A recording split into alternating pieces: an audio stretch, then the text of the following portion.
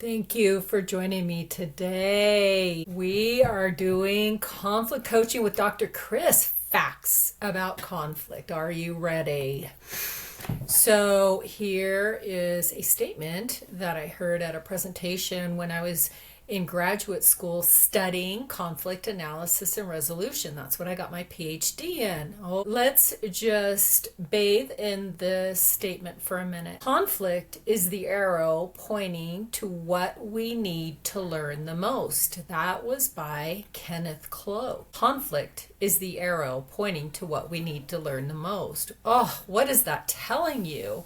Let me do a super quick overview. First of all, we'll talk about what is conflict, some benefits of conflict, some of the hard facts about conflict, the holistic effects of conflict, self-awareness, physical signs, and we're going to sit in that for a minute today. Ideas for handling our opening scenario. We'll get to that in a minute. And we'll finish with what does God say? He's got something to say about conflict.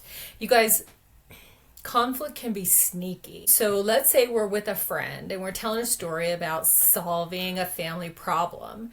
And Peggy makes what you consider to be a snarky remark that just doesn't hit right. Something like, isn't that genius? We ignore it, but she does it again and again. And then other behaviors start to accompany. She's dismissing what we say. She's talking over us or being outright aggressive. It adds up until we realize we just can't tolerate Peggy's behavior anymore.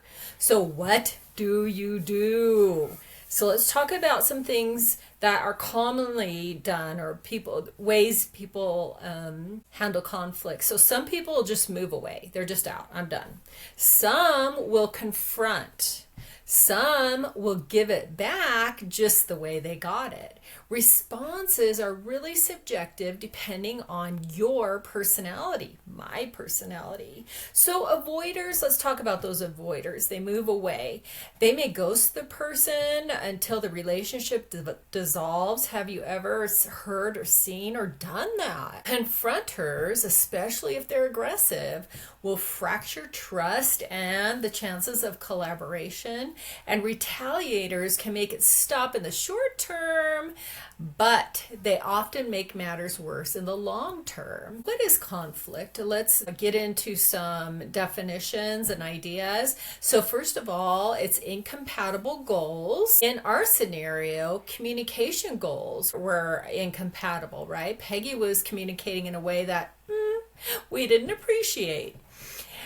It's the belief that if one person gets what they want, the other won't. And in conflict, we call that zero sum. The formal definition is to fight or contend or to do battle. Other thoughts, getting something we don't want. So in our scenario, we got disrespect. Who wants that? Or the opposite, not getting something we do want. So in our scenario, we did not get respect, right? Conflict often becomes detached from its initial causes and continues long after the cause has been resolved or forgotten, whichever happens, particularly if we've gossiped to others about it. Conflict can involve another person, that's interpersonal, or it can be within ourselves, that's intrapersonal. Or it can be both. And it's made more complex in marriage by our interdependence. That's our need for intimacy mixed with our need for dependence. Wow. Non-realistic conflict versus realistic conflict. So some non-realistic conflict stems from, here's just a short list, you guys, there's more. Ignorance, error, historical tradition and prejudice, dysfunctional structures in the home or the workplace, win-lose mentality, hostility, and the need for tension release. Look, you need to release tension, go to the gym or do other things that I'm not going to talk about right now. All right, so that's non-realistic. Let's look at realistic. It includes opposing needs, goals, means, values, and interests. So those are real things that we need, not this other stuff, this prejudice, ignorance, all that. So certain conditions that breed needless conflict, first of all, rigidity. That's that person you know who is absolutely inflexible. Then there's defensiveness. There's relationship climate. Again, we talk about that win-lose mentality, zero sum. I have to win, you need to lose.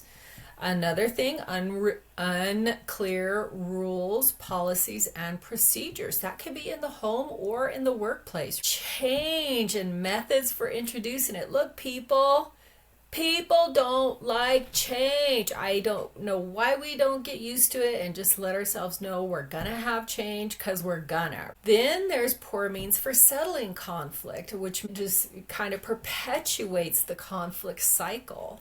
And my all-time not so favorite, emotional plague. And that is people who behave badly, not because someone else threatens them, but just because they want to. And you know what? This kind of just reminds me of bullies. Enough said. Let's talk about some benefits of conflict. Conflict can be an opportunity, particularly if it's handled skillfully, right? It can prevent stagnation. It can create interest and curiosity. It fosters creativity. It helps in the development of children if it's handled skillfully. They're learning amazing life lessons. It encourages personal and intellectual growth, and it helps create and renew relationships. So I looked up some common conflict metaphors. So many of these I've heard before, but the common ones are really kind of negative. They sound like this: conflict is a war, conflict is a storm, it's a dark cloud or a shadowy presence, a volcano about to erupt, a wound that festers, a barrier that's an obstacle that needs to be overcome. But you know what? There's also some neutral or positive metaphors. Conflict can be a fork in the road. It's a puzzle to solve, or it's a dance. Let's talk briefly about the holistic effects of conflicts, because as long as I'm doing videos about conflict, I am going to hit one of these areas in every single video I do for now. What areas of our being does conflict affect? Well, physical, emotional, mental, relational, spiritual, intergenerational, which is so interesting. I really am excited to get into that one. And then I'll stop with financial. There's more, but those are the big ones. So heeding the signs. So sometimes we're unaware of our triggers until it's too late. And then boom, we're triggered. But self-awareness can help us break this trigger trap. This requires us to slow down and be aware of our surroundings and how your body is experiencing your environment. We're moving so fast, so many times we miss the signs until it's too late. So, self-awareness is the first step to successfully negotiating conflict. Triggers, by the way, are old wounds that have not been healed. So let's talk about adrenaline in conflict, and I'll talk more about this in the next video. Cortisol for next time. Adrenaline is a hormone that's released when we feel stressed or unsafe. That could be at even the mention of certain topics. It gets that adrenaline flowing in our body. So think about your toughest conversations. What cues can help you recognize that you're moving away or have moved away from a healthy dialogue? Let's talk today. Remember, physical was one of the first areas I talked about that is affected by conflict. So physical signs. First of all, your body tenses up, and this is so sneaky and tricky. So we really do need to slow down and start to notice our body. So body tensing, it could be our stomach, our neck, our shoulders, our jaw, our legs, or our chest. You could get a stomach ache. Your mouth and or eyes can get dry. Your ears get hot. You guys, I used to teach inmates the same things I'm talking about today, and they used to always talk about their ears getting hot. So I threw it in. Or your hands go numb.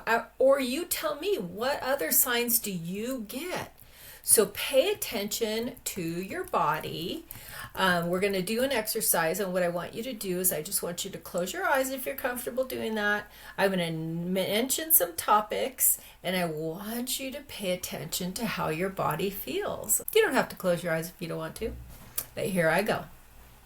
Finances, the children, in-laws, being dismissed or ignored, jealousy, religion, communication, time or quality time, chores, making plans, sex, intimacy.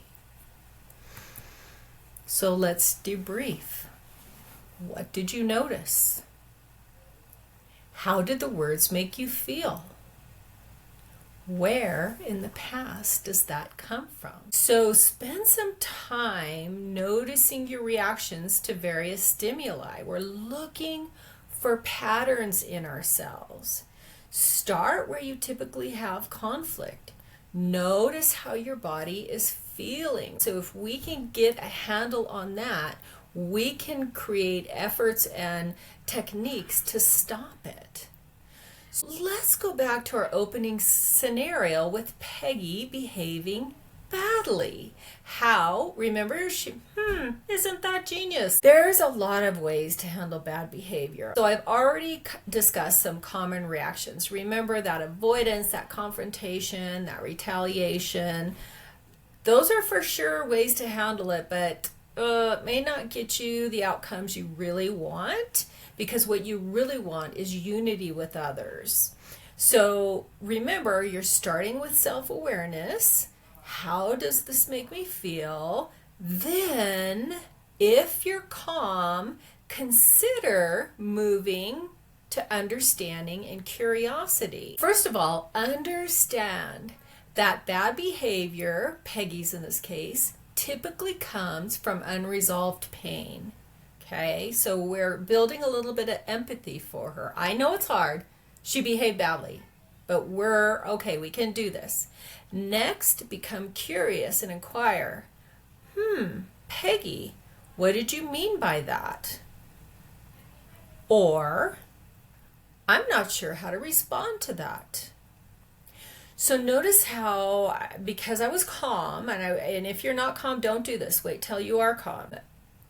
I'm not confronting, but I am being curious. I am trying to start a conversation about her behavior.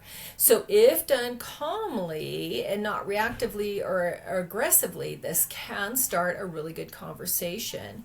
It could be that Peggy is having a really hard time with her family. Maybe there's long-standing estrangements. You guys have heard so much about this and worked with people and had my own issues. Then again, and I'm just throwing this in for good measure, it might be that Peggy's pushing your boundaries to see what she can get away with. Guess what? That's the topic for another video in the future. So what does God say? Matthew 5:9, that's Jesus doing the Sermon on the Mount, says, "Blessed are the peacemakers, for they will be called children of God." This includes a proactive effort for reconciliation, including building relationships and fostering harmony, right? Being called children of God means peacemakers reflect his very character and are aligned with his nature and purpose. Oh my gosh, that's so good. That is so good. Okay, the devil divides, peacemakers unite. All right, you guys, that's it for today. Next time, we're going to do emotions and conflict. We'll discuss the role that emotions play in conflict, and hopefully we'll learn a lot from it. So until then, I just want to say goodbye. Thanks for listening, by the way.